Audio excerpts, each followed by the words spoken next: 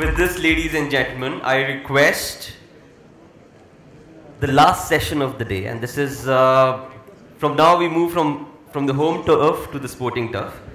We have in our midst a sportsman, a champion, and a gentleman, arguably amongst the best batsmen and captains that Australia had in the last decade. We've got Michael Clarke in our midst, and he's going to be in conversation with Mr. Govind Ethiraj, founder, editor, Boom. So I give the stage to Govind and Michael. A warm welcome and round of applause for our eminent speakers, please.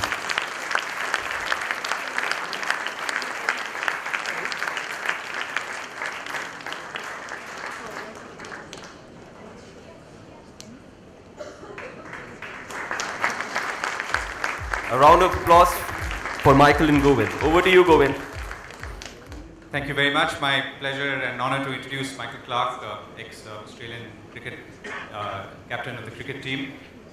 He's going to speak about several things actually, but mostly in the context of three areas. Life on the field, life in the dressing room, and personal life, because that's where you build the resilience that you might need to respond to the challenges that you face elsewhere. And some of those challenges have been pretty tough in his case, in his prime as well. So, and we're obviously in the conference theme, building it around the conference theme of speed, smart and scale. So what I'm going to do is ask Michael to speak for a few minutes on that theme and talk about how he views speed, smart and scale from his vantage point as a cricketer, as someone who obviously bats and bowls, and is willing to get back into the game anytime if asked. And following which we'll have a quick conversation, and if we have time, we'll take a couple of questions as well, which I'd love to do. Thank you, and over to you, Michael. Yeah, thank you guys. Thank you for having me. It's so nice to be here. It's an honour to be in your company. Well, speed, smart and skill. When I think of captaining Australia and playing cricket for my country, I think about so many decisions I had to make as captain based on time management. A lot of decisions you make, you're in a rush.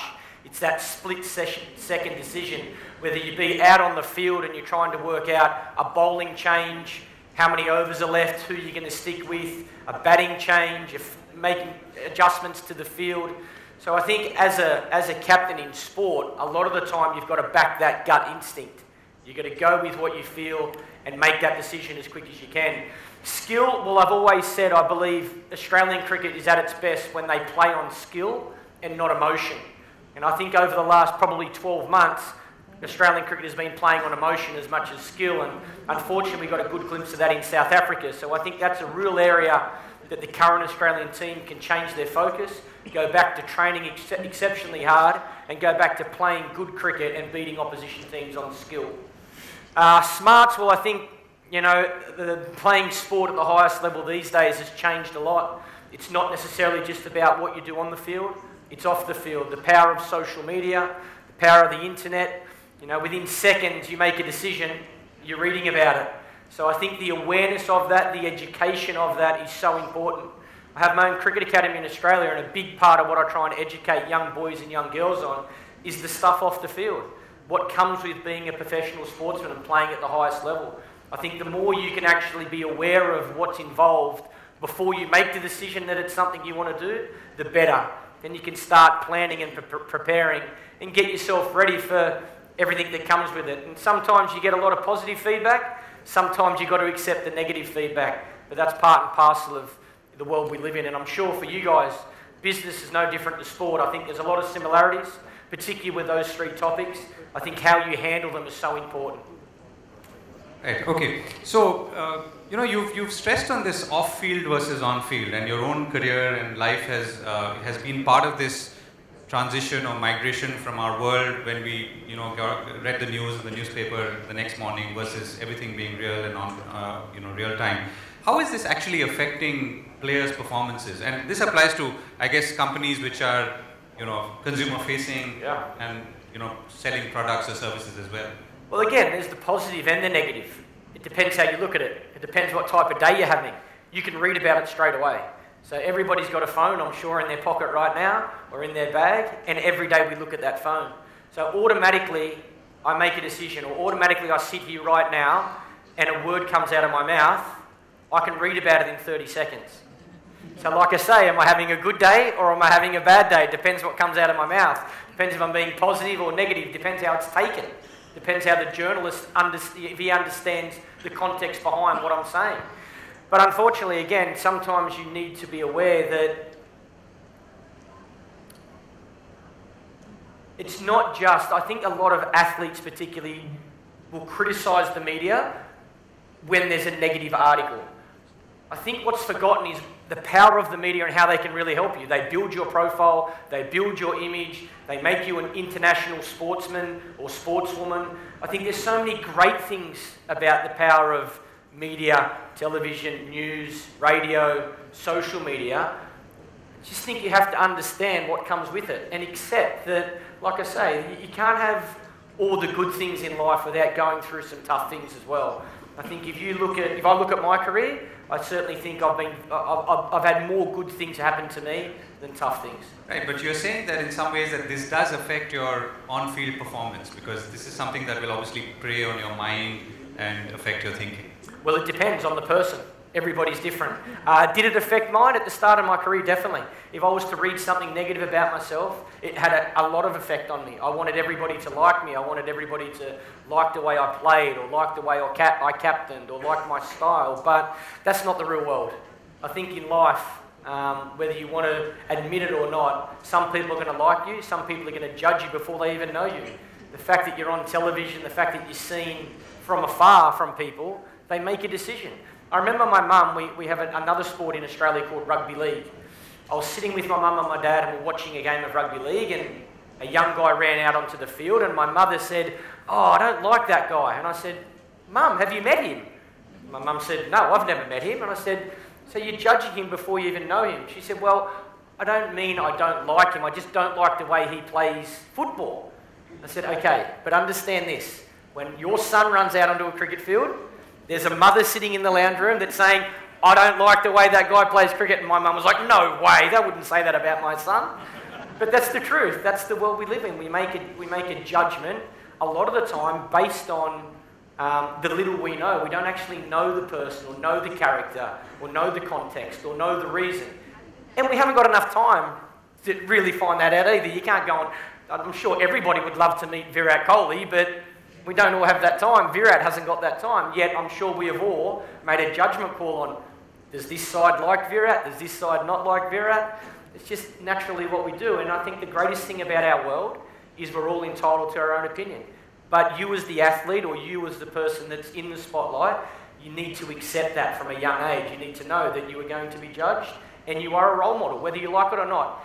If young boys and young girls are watching you on television, you have a responsibility of being a role model. What about the dressing room, right? I mean, so you've been in the middle of, let's say, minor controversies about conversations, about altercations in the dressing room. How has that affected the way things have panned out on the field, or your interpersonal relationships between you and your teammates, even before you became captain and subsequently after you became captain? Yeah, look, I think anytime you're in a leadership position, you're going to have to make tough calls. And as long as those calls are based on trying to help your business or your team as much as you possibly can, then I think you accept the consequences. Unfortunately, as captain of Australia, sometimes one decision, you sack someone, that person doesn't like you. You employ someone, that person loves you. So for that week, I've got one person that really likes me as a captain, and the person that I had to sack doesn't like me as a captain. But again, every decision I made was never personal. It was always based on what I felt was in the best interest of Australian cricket, and I could live with that. I knew when I accepted the captaincy that I was going to have to make tough calls. We were ranked number 5 in the world when I took over the captaincy. My goal was to get us back to number 1. In 16 months, we got back to number 1. And I have no doubt that I lost friendships because of the decisions I made. But my job was very clear. Get Australian cricket back to where we want it to be and make whatever decision was necessary. And I was willing to do that. And yet you seem to have regret from what I could see about some of the friendships that you've lost, and you've tried to regain them from what I could see, but you've not really succeeded.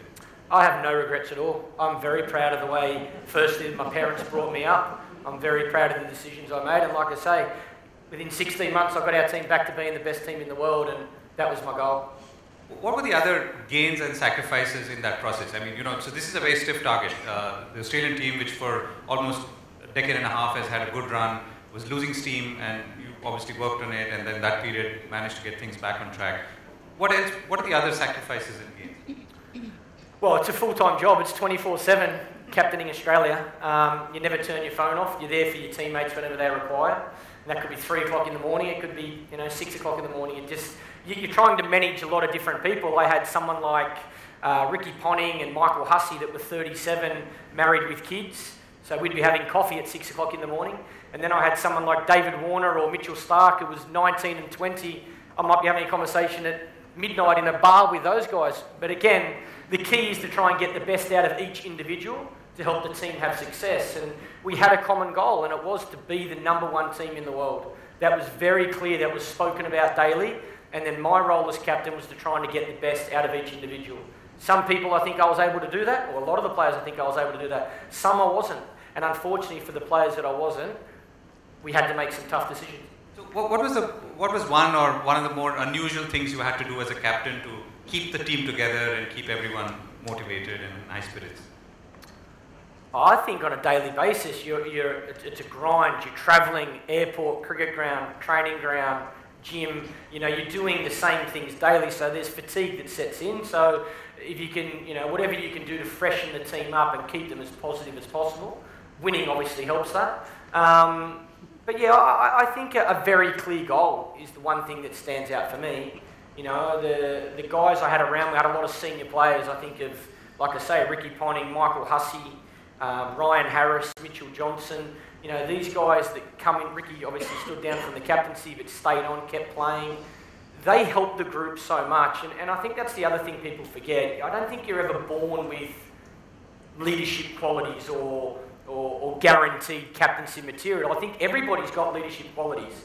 I think we just have, how we deal with those might be very different. So Michael Hussey is very quiet, so he had a lot of success in going and talking to players one-on-one away from the team. If we were in a team huddle or if we were sitting here, he wasn't very open or he wasn't very comfortable talking in front of everybody. But I still wanted to utilise Michael Hussey because I think he was a very good leader in his own way, his different style. So I think that's really important. No team can be very good or great with only one leader. I think you want as many leaders involved as possible, like I say, going in the same direction. And what's your style been, in particularly in difficult times or faced with a challenging team or a challenging position in a match? Well, I think they say your greatest strength is your greatest weakness, and I was very black or white. There's not much grey in my life. I'm very organised, very structured, very determined. I like things to go to plan, and there's a reason, if you say I'm going to be there at 9 o'clock, there's a reason you said the word 9 o'clock, so I expect people to be there at 9 o'clock. So yeah, I was quite disciplined if rules were broken. I didn't think that was a good sign for our team. And again, I think it's a sign of attitude as well. When you're focused, when you're determined, when you want success, you are switched on, you have the right attitude. So, I think that was a real focus through that period of that Australian team, that we were going to make some tough calls to show that you needed to step up if you wanted to be a part of the Australian cricket team. It's a special team to be a part of, as is the Indian cricket team, and I think Virat Kohli's done exactly that. He's made it very clear to every single Indian cricketer, if you are not fit, you are not welcome. He has set the tone, and I think so many players now are much better cricketers because of Virat Kohli's attitude. Right, so let's take a step back. If you were to look at Australian cricket over, let's say, 2 decades, so a good run for a long time, then things go south, pick up again, and then you've had the most recent controversy, which is a googly of sorts. It came out of nowhere. Google is an understatement. So, I mean, if you were to look at it more institutionally, right? So, and like I said, when you look back, what are the factors that keep things going towards success? What, when you look back, makes it maybe fall apart or let's say diminish? And then what can potentially bring it back, and particularly from the kind of bottom that it is at today? I actually think it's pretty simple, to be honest. I think the talent is still there. I think Australian cricket, like Indian cricket, will always have a pool of talent. I think sport is in our blood. It's in Indians' blood, and you guys have the population as well. You've got so many people, that obviously helps. We don't have the population, but we have sport in our blood. It's a big part of our culture. I think we've lost a little bit of the old school values. I think we've forgotten the people that have come before us, the hard work that they have put in, the time that they have dedicated to the sport for no money. A lot of people played for free, played because they loved the game. And I think we need to go back to those values. Yes, it's a business now, there's no doubt about it. This is a great example. This time of the year, the IPL, the money that these players are making is phenomenal. And I'm fine with that. You deserve it. You're working hard, you're doing the work. It's where society is at the moment. Don't have a problem with that at all. But I think the value that representing your country is the greatest feeling in the world. And I mean no disrespect to any franchise, but playing for your country has to be the number one priority. And I think Australian cricket needs to get back to that. I think we need to go back and understand that so many people did that and cherish it. And are you saying that this has happened only because of the sort of increased commercialization of the game? I don't know the exact reason, to be honest. I don't think so. You know, I remember a couple of years ago when I was captain of Australia, our high performance manager come to the team or the squad and said, we're going to incentivise your contract. So if you win, you get bonuses, you get more money. And I stood up in front of the group and said, paying me to win a game of cricket makes absolutely no difference. Every time I walk out onto that field, my goal is to try and win. So whether you give me an extra $1, an extra $100,000, an extra $1 million, representing my country is what's most important. And I guarantee you, whether I'm playing Bangladesh, India, Ashes, South Africa, it doesn't matter. Every team I wanted to have success against, both individually and as a team. So I can't say it's because of money, because I don't think that's fair. Let me ask you a couple of on-field questions, right? So the zone that most successful cricketers manage to build around them, you know, the concentration, the silence, the zen-like state. Tell us about how you've done it and how have you managed to stay calm and reach 300 or yeah, or get a duck.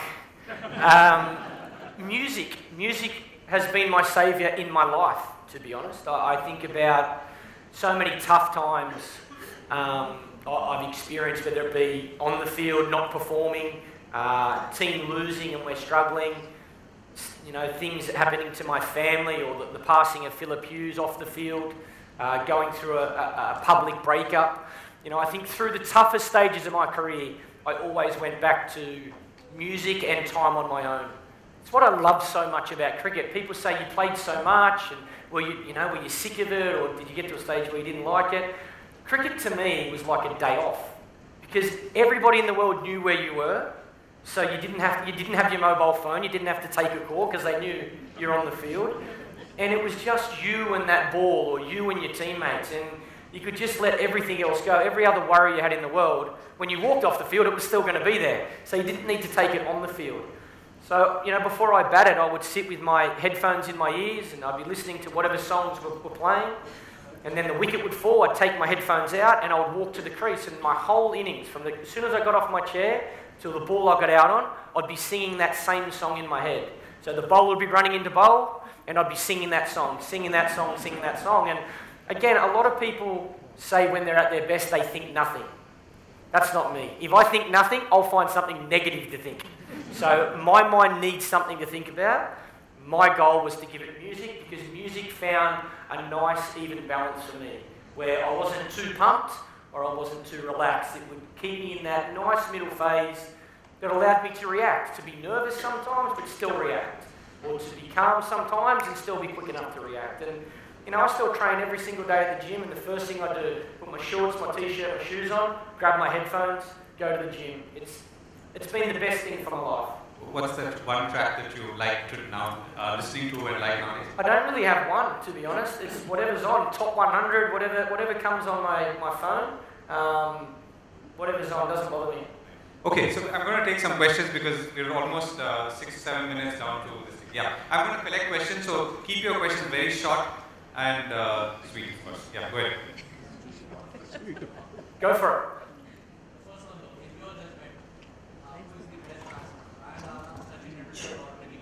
Okay. Can I take all three? That's pretty good number 3, 4, 5. My favourite batsman, who I idolised growing up, and I had a picture of him on my wall, was Brian Lara.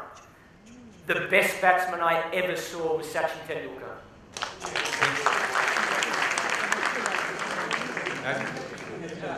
And Ricky was pretty good as well.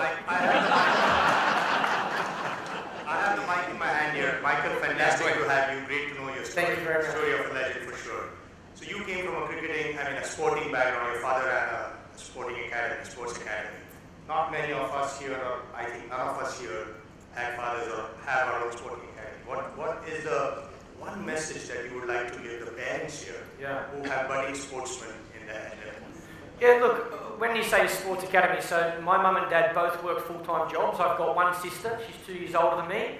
And when I was a young boy, we never had much. We had our house, we had one car between the family, but we never had much money. So nothing was ever given to us without work. And I guess that's probably something I learned from my parents, the fact that hard work will give you a chance at having success. It doesn't guarantee it, but it'll give you a chance. And forever I'll be appreciative and respectful that mum and dad both went to work every single day to try and support my sister and I think did a great job. And now having a little 2.5-year-old daughter, that's my responsibility as well. Hence why I'm in the IPL to try and make some money to pay for her school.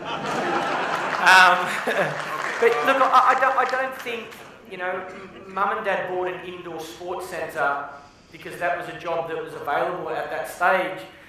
What they didn't know was for someone who loved sport, my sister and I, 24/7, rain, hail or shine, we had somewhere to go and kick a football, play with a netball, hit a cricket ball. So as a young boy, that was like heaven. Me and my friends, I never had to go to any of my friends' house. We were always going to the indoor sports centre. But I think the most important thing that I learned from mum and dad is, like I say, that discipline of if you want to have success, then every single day you've got to find a way to get out of bed. And we all have tough days. I remember every single day I'd say, Mum, I feel sick, I don't want to go to school. And my mum would look at me and say, you are not sick at all. Get in the shower, you're going to school. And yet again, you feel that the whole way through your journey. It's like I had days when I was captain of Australia. I wasn't saying it to my mum, I was saying it to my wife, babe, I don't want to go today. And my wife, get in the shower, put your clothes on.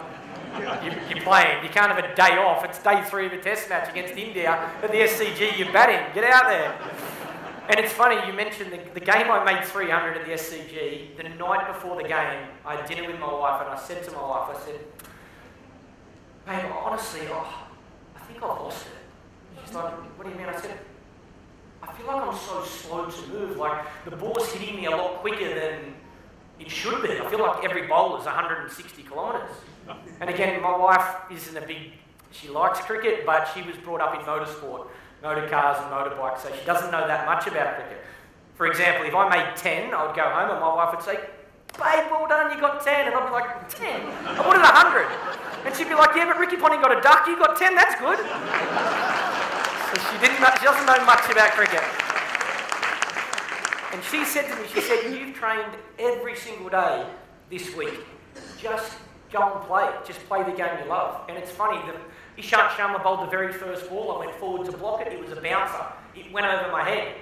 Ricky Ponting I was batting with, he walked in and says, are you okay? I said, no, I'm not okay. That ball nearly hit me in the head. I went forward to block the bouncer and he just looked at me like, what's going on? Anyway, I turned around, I walked back. From the time I spoke to Ricky in the middle of the pitch to walking back to my crease, I was like, I think my wife was right. Just play. Just watch the ball and hit it. 329 runs later, I did okay.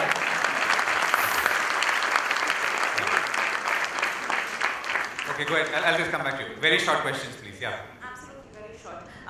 Michael, sledging and aggression has always been part of Australian cricket. Cricket in general, but more Australian cricket. So how did it feel when Virat Kohli came in and gave it back? Okay, It's good. I'll collect a couple more questions. Yeah, go ahead. I think it's good. I think there's a big... We always talk about a line. In my opinion, sledging never affected me. Whether I was sledging somebody or somebody was sledging me, I think it was the biggest waste of time ever. But if it helps you perform, then go for it. Use it to your advantage. But never overstep that mark. You should never, no reason whatsoever, it should never become personal. Okay, what is the Australian dressing room like just after you lost to India? Just after we lost to India. I don't remember losing much to India.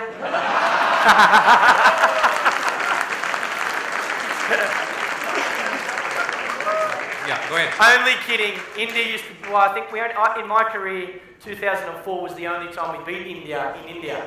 So unfortunately, we lost a lot. But it was never a nice change room when you lost. Yes. Yeah, go ahead. We read it quite often that captain is only as good as his team. Yeah. How much of it do you agree to it? Because we've seen all successful teams have had great captains. Yeah. So how much does a captain bring to the team if it's already a good team? I think it makes a big difference. I think I wouldn't mind having Glenn McGrath, Jason Gillespie, Brett Lee and Shane Warne bowling for me every game. That would be okay.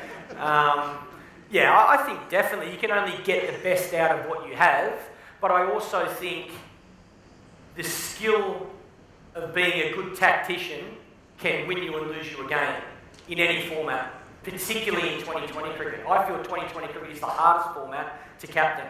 And that's because you haven't got time to speak to other people. You haven't got time to make a mistake, wait a couple of overs and fix your mistake. It's a gut call and a judgment call straight away. You make a decision and you have to back that decision. If it fails, it can cost you the game. So, yeah, look, I think you always want a great team, but I think a captain can still win a team for his game, win a game for his team, even if you haven't got the best side on the park. So, the question that I'm sure others have asked you this as well. As you move through formats, and other cricketers also have moved through formats, and now at IPL, as opposed to, let's say, Test and One Day, how has this transition been, and what extent does it reflect on a cricketer's ability to cope with changing circumstances, and which of course has lessons for other things in life as well? I think it's been wonderful for the game, most importantly because you're bringing different cultures together. So Indian players now getting to see how Australian players train, act, respond under pressure. Australian players are getting to see how South Africans do it, or West Indies players. You're bringing so many different personalities. That's hard enough when everybody's from the same culture. All the Australian players come together, you've got 11 different individuals. Try and do that across, 5, 6, 7 different countries. I think that's credit to the game of cricket. It shows how the relationships around the world have improved. And I think the game is in a much better place because of tournaments like the IPL. And what about the cricketers themselves? I mean, do you think those who don't make that transition will drop out, and therefore are there any lessons in that? I can't think of too many players that wouldn't be open to wanting to be a part of that system. I think the only reason... There is a change in technique. I mean, you're not playing the same game. Oh, sorry, you're talking about the different formats. Yeah, there's a big difference. I never played that much 2020 cricket. I was, at that stage of my career, with where my body was at, I was really focused on trying to be the best Test and one-day cricketer I could be.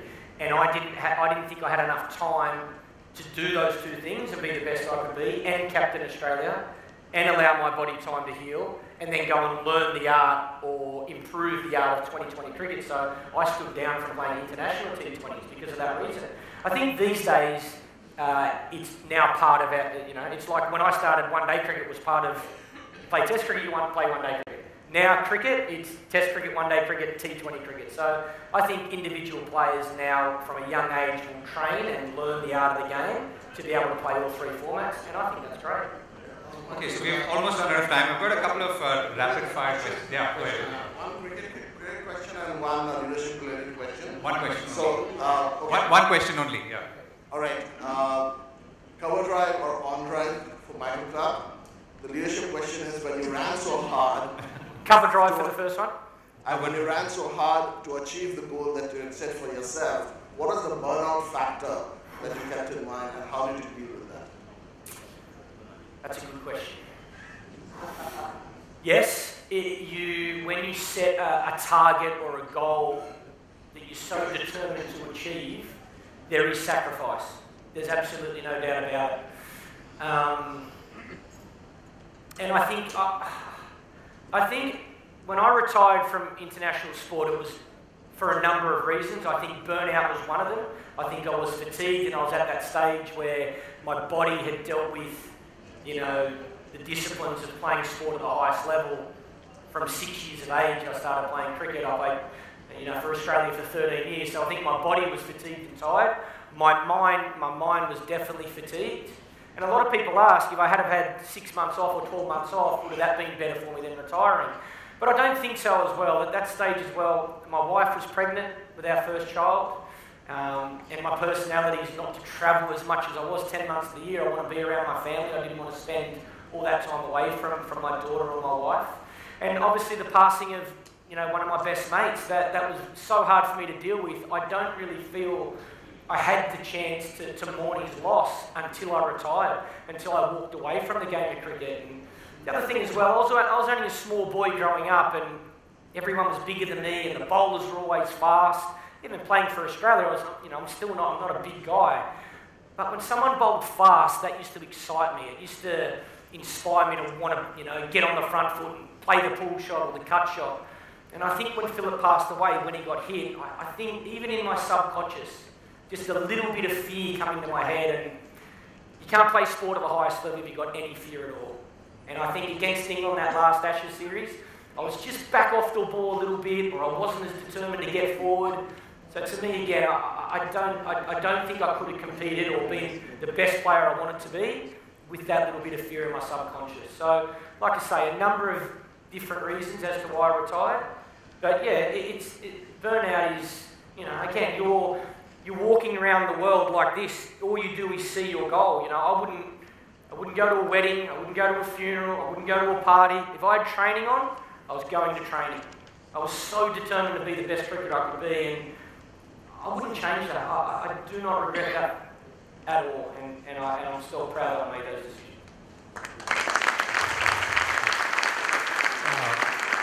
Last question. So you've been visiting India obviously for many, many years now, and playing here now, doing commentary. What are the 2 or 3 things that you really like about this place, and what endears you to either the game, the people, and the cricketers? Biryani? I love my biryani. Look, it's funny, I got asked that question from the driver who took me to Star Studio yesterday in the car. He was asking about what I love so much about India. And I think the one thing that is most special to me are the people. I feel, and I don't want to criticise Australia. I'm very proud of where I come from, and I don't think I could ever live anywhere else. I love Sydney and I love Australia. But I feel like there's more love in India. India is like, people are so caring and loving, and there's not tall poppy syndrome, and there's not someone always trying to drag you down. People are so respectful and appreciative of you played the game of cricket for your country and what you did for the game, and I think that's what brings me back every single year. I think love and passion for cricket is like no other in the world. You walk anywhere and everybody will talk about the game of cricket. I think the IPL's obviously helped that. And like I say, I've always enjoyed Indian food. My growing up as a 7-year-old boy, my batting coach, he was Indian. Both his mum and dad were from Chennai.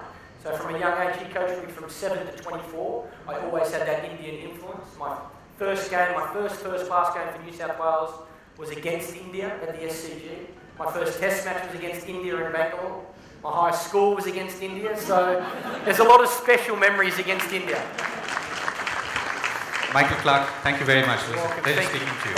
Ladies and gentlemen, a big and thunderous round of applause from Michael Clarke and Govind. Govind, thank you. As a token of appreciation, I'll ask Govind to give a gift to Michael Clarke from NASCAR. A huge round of applause for Michael Clarke. Thank you. Yeah, very nice. Thanks, guys. Thank you.